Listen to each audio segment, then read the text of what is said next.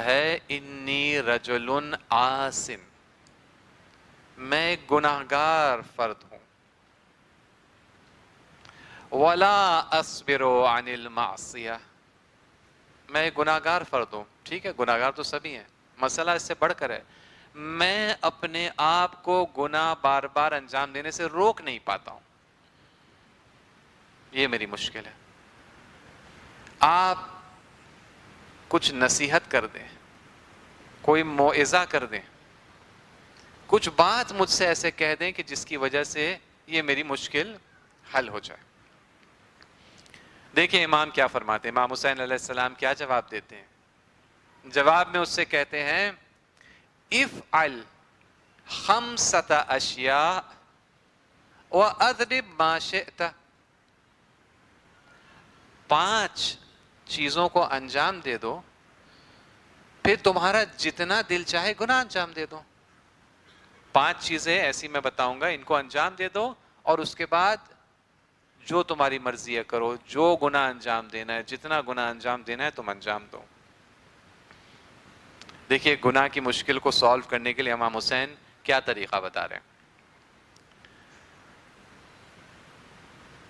شاید ہمارے ذہنوں میں آئے کہ امام کہیں گے کہ صدقہ دے دو فلاں،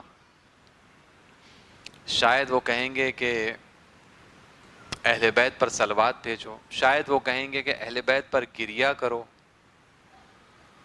لیکن دیکھیں مولا کیا فرماتے ہیں، 5 وہ کیا طریقے ہیں، کیا وہ ٹپس ہیں جو مولا دیتے ہیں. سب سے پہلے مولا ہمارے فرماتے ہیں لا تأکل من رزق اللہ واذنب ما شئت، خدا کے رزق میں سے ایک دانہ اور ایک نوالا بھی مت کھاؤ اور اس کے بعد تمہیں جو گناہ انجام دینا ہے دے دو. اب آپ سوچ رہے ہیں سامنے والا کیا حیرت کے عالم میں آنا شروع ہوگا. دوسری بات کہتے ہیں اخرج من ولایت اللہ، خدا کی حکومت، جہاں جہاں خدا کی حکومت ہے وہاں سے تم نکل جاؤ باہر. وَأَذْنِبْ مَا شِئْتَ، اور اس کے بعد جتنا تمہیں گناہ انجام دینا ہے دے دو. اب آپ بتائیے کیا ممکن ہے کہ کوئی انسان خدا کے دیے ہوئے رزق کے علاوہ کوئی اور رزق کھائے؟ کیا کوئی ایسی جگہ ہے اس دنیا میں، اس پورے کائنات میں، جو خدا کی حکومت کے دائرے سے باہر ہو؟ کچھ بھی مت کھاؤ خدا کا رزق، خدا کی حکومت کے دائرے سے باہر نکل جاؤ، جو جی میں آئے کرو. تیسری بات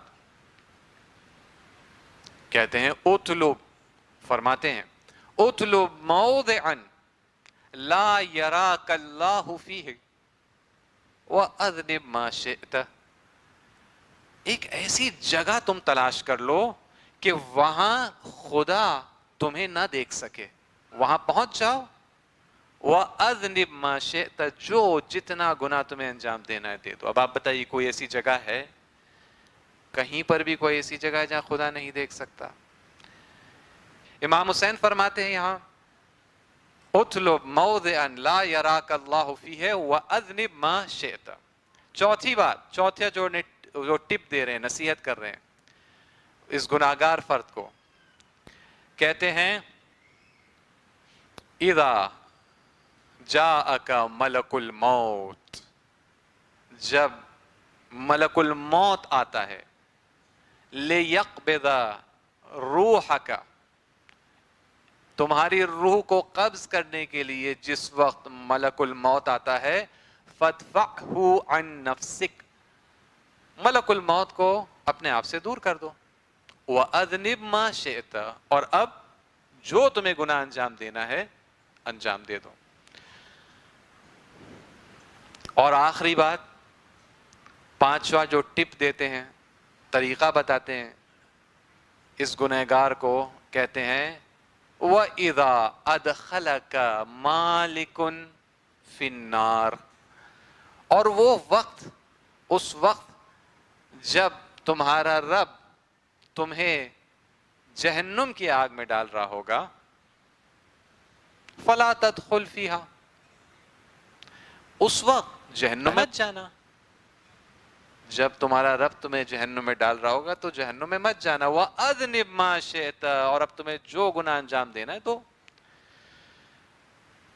کتنے خوبصورت انداز سے عزاداروں مولا حسین نے گناہ سے دوری کی نصیحت کر دی. کہہ سکتے تھے کہ گناہ بہت بری چیز ہے, گناہ سے جو ہے تمہارے اعمال برباد ہو جائیں گے, گناہ انجام مت دو, یہ سب بھی صحیح طریقے, لیکن کس خوبصورت انداز سے اس کو بیان کیا. کہا 5 کام انجام دے دو, اس کے نتیجے میں تمہیں پھر میں لائسنس دے دیتا ہوں کہ جو بھی گناہ انجام دینا ہے دے دو. لیکن وہ 5 کام, ان میں سے ہر کام ایسا ہے کہ کوئی جن اور انس میں سے کوئی اسے انجام نہیں دے سکتا. یعنی گناہ کی اجازت, گناہ کو ہلکا سمجھنا, گناہ کو کم سمجھنا, گناہ کو اپنے لیے الاؤڈ یا پرمیسیبل سمجھنا, یہ اہل بیت کی تعلیمات کا حصہ ہو ہی نہیں سکتا. اہل بیت کی تعلیمات کا یہ حصہ ہو ہی نہیں سکتا. گناہ سبب بنتا ہے کہ یہ درار اور یہ فاصلہ ہمارے اور معصوم کے درمیان رہتا ہے. امام حسین یہ نصیحت کیوں کر رہے ہیں اس فرد کو؟ کیونکہ یہ چاہتے ہیں کہ یہ بھی ان کے نزدیک آ جائے. ان کے دور کا یہ امام ہے جو سوال کر رہا تھا, وہ اپنے وقت کے امام سے, اپنے امام زمانہ سے وہ سوال کر رہا تھا, اور وہ چاہتے ہیں کہ نزدیک آ جائے. معصومین سے دوری کے سبب ہے گناہ.